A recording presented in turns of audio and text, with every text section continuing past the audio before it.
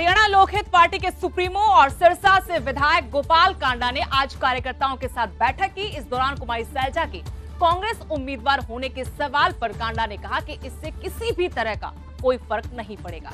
इसी के साथ गोपाल कांडा ने जेजेपी और इनेलो पर भी निशाना साधा और कहा कि ये लोग वजूद की लड़ाई लड़ रहे हैं। अपना काम वो अपने वजूद की लड़ाई लड़ रहे हैं, जिंदा रहने की। भी किसी तरह से हमारा चश्मा बचे और चाबी खोने से बचे, और कुछ नहीं है। कहीं से कुछ नहीं होना। 10 की 10 सीटों से जमानतें जब्त होंगी, आपके सामने होएगा।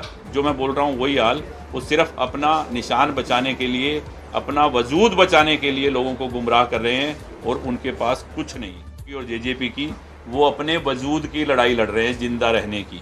भी किसी तरह से हमारा चश्मा बचे और चाबी खोने से बचे, और कुछ नहीं है। कहीं से कुछ नहीं होना।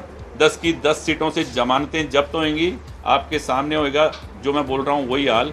वो सिर्फ अपना निशान बचाने के लिए, अपना वजूद बचाने के लिए लोगों को गुमराह कर रहे हैं, और उनके पास कुछ नहीं है। तो पहले भी आई थी वैसे में, क्या किया बता दो।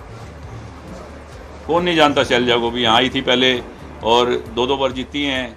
और क्या हुआ, अभी बैठा था जो खजांची परिवार बताया ना आपको, 20 बार उनके घर खाना खाया है बहन शैलजा जी ने। जब प्रेम सुखदास जी और राजू जो खुद बैठा था, बोला भाई साहब हम दिल्ली गए, हमें पहचाना ही नहीं, उसने बात तक नहीं की। क्या फायदा। ऐसे मैं 50 आदमी को जानता हूँ। भागीरथ गुप्ता जी सामने ही है, अभी बाहर ही खड़े होंगे, वो मेरे घर लेके भी आए थे उसको। और चौधरी दलवीर सिंह जी के साथ इनका ऐसा संबंध रहा है जिसका कोई हिसाब नहीं। कुछ नहीं है, कोई भी आए। लोगों ने मन बनाया हुआ है कि देश के लिए, धर्म के लिए, सनातन धर्म को जिंदा रखने के लिए और अपने देश के गौरव के लिए भारतीय जनता पार्टी को, नरेंद्र मोदी जी के हाथों को मजबूत करने के लिए कमल का फूल खिलाना है।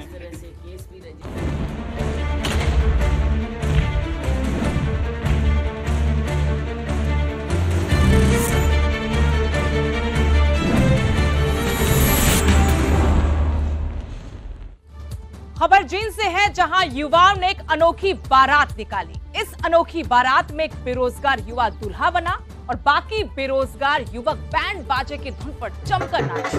जाट धर्मशाला से बीजेपी कार्यालय तक प्रदेश भर के बेरोजगारों की ये बारात निकाली गई और फिर बीजेपी कार्यालय में ज्ञापन सौंपा गया। ये युवा सीईटी की भर्ती ना होने और बेरोजगारी से परेशान थे। युवाओं का कहना है कि पेपर देने के बाद भी रिजल्ट ना आने की वजह से वो प्रदर्शन करने को मजबूर हुए हैं। युवाओं ने चेतावनी देते हुए कहा कि अगर उन्हें रोजगार नहीं मिला तो वो चुनावों का बहिष्कार करेंगे।